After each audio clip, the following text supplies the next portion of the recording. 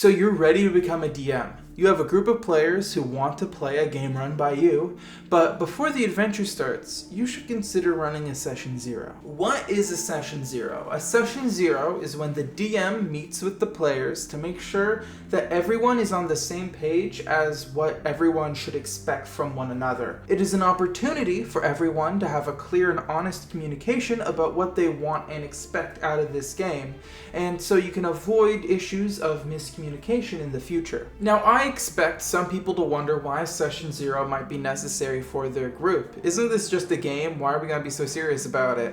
Well, it is a game, and we are trying to have fun. But at the same time, D&D is a role-playing game. It's acting, it's improv, and that means players and dungeon masters are often putting themselves out there in ways that they might not always be comfortable with. And if we want to keep the fun going, we have to make sure that they're still being treated with respect. Even if that isn't of concern to you, Session 0 is the time to set the ground rules on what is or isn't allowed at your table mechanically. If you don't allow an Aarakocra wizard or have banned silvery barbs, you don't want your player who's made an Aarakocra wizard to find that out when they put down their character sheet during Session 1. Now, Session 0 doesn't have to be a face-to-face meetup or a Discord call. Session 0 can be a document that every player reads and approves of. It can be a couple of text messages before the game starts. It can be the info on your campaign page on D&D Beyond or wherever else you host your games. Now, if you are going to run it as a meetup or a Discord call, I recommend running it the same day and the same time as you plan to run future sessions. This way, if a player is late due to traffic, a late bus, or not having a great grasp of time, everyone will be able to account for that for future sessions, hopefully preventing lateness for Session 1 and beyond. As well as if a player realizes calling in from their kitchen, where people are coming in and out of the time, causes noise problems, well, they can call in from somewhere else when the game's actually ready to start. Well, now you've gathered your future party, it's important to ask yourself what you're trying to achieve here. As a DM, your goal with Session 0 is to set expectations for the game ahead. This includes preferred playstyles, homebrew rules, some basic lore if you have any, and content warnings. Do you want to run a game full of action, adventure, and chaos? Do you want to run a roleplay heavy political game? Maybe you want to run a dungeon delving adventure that focuses on the real life players solving puzzles. No matter what you plan on doing, you should let your party know what your plan is. Maybe someone in your group hates roleplay. That person might not be a good fit for your table. Maybe someone else gets really invested into their characters' backstories and expects them to survive all the way till the end of their campaign. That person might also not be a good fit at your table. This is why you need to let them know what they're getting themselves into before the play starts and there's potential conflict. If someone isn't going to have fun at your table, that doesn't mean that you're going to run a bad game. It just means that it's better that they know ahead of time rather than trying to suffer through 3 to 4 sessions before accepting that they aren't going to get the game they want at your table. Even if the people at your table like different types of play and are up for anything, players still like to know the mindset they should be bringing to the table. Now, if you've already decided on some homebrew rules that you plan to implement, you're also going to want to bring this up. If you're going to nerf or buff a class or spell, the players should know this well before they reach the point of character creation.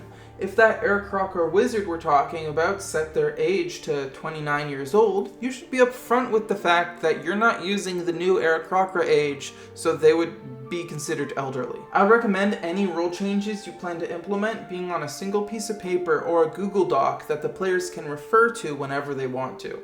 This way, there's not any confusion as to what is allowed and what's not allowed. If someone claims they wouldn't have made their character that way if they knew that rule, you can point to the document and prove that they had access to that information the whole time. Now, if you're running an adventure book, you're also going to want to tell the party what adventure book that is. Give them an idea of what type of monsters they'll be facing and where the party starts at the beginning of the adventure. Of course, you don't need to spoil the whole book or go over every possible encounter, but if you're running Curse of Strahd, mention there'll be vampires. If you're running Dragon of Icespire Peak, mention that they'll get to fight a dragon. If you're running your own adventure, you want to give the party at least a vague idea of what you have planned, if you have anything planned at all. If they'll be going after one particular type of monster, let them know. If the foes they face will change often, also mention that. This is valuable for the players when they go later to create their characters.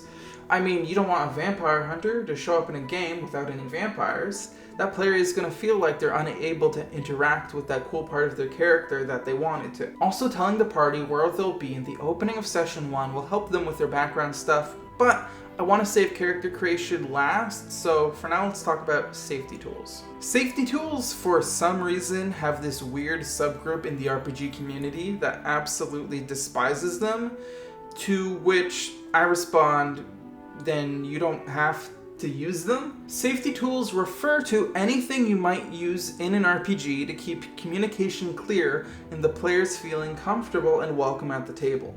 The simplest is to just give the players a list of potentially disturbing content that might appear in your game. This lets your player read it, see what's going to happen in your game, and come back to you and let you know if there's something on that list that they might not be okay with being in a game. This isn't just for people who are easily triggered or whatever. What if someone recently lost a friend or family member, and having that reappear in their escapist fantasy might ruin the fun for them? And that's exactly what we don't want to happen. Now, some people might want to explore those feelings in the safety of a fantasy role-playing game, but that's up to them to decide, not you. If you're interested in using safety tools, I'll leave a link in the description that covers a lot of safety tools, as well as you can just go online yourself and research them. There's a ton of resources out there for them. Now, you've nearly covered everything you need for Session 0. At this point, it's important to give your players the opportunity to give feedback and suggestions on everything you've said. Sometimes we might say something incorrectly or forget to give context to our words, so let them clarify anything that needs clarifying. Now, most likely all of that should have probably taken about an hour and a half or 2 hours if there's a lot of back and forth input, but now is actually the best time for players to start working on their character. With the players together, they can decide if any of their characters want to know each other before the adventure starts, which is actually a great way to roleplay a group coming together. An issue I tend to see with new DMs and even very experienced DMs is that they struggle to give players good reasons for the party to be grouped up. By letting the party build their past and intertwine their backstories, the player will do all the heavy lifting for you. Also, if you're one of those DMs who don't have any story yet, now is the time to listen. Keep your ears open to what your players are doing. Their backstories are material that they're literally giving you to include in your world. The towns and cities they refer to in their backstories are now towns and cities that you can add into your world as you need them, and the players will love that you're actually incorporating those backstories.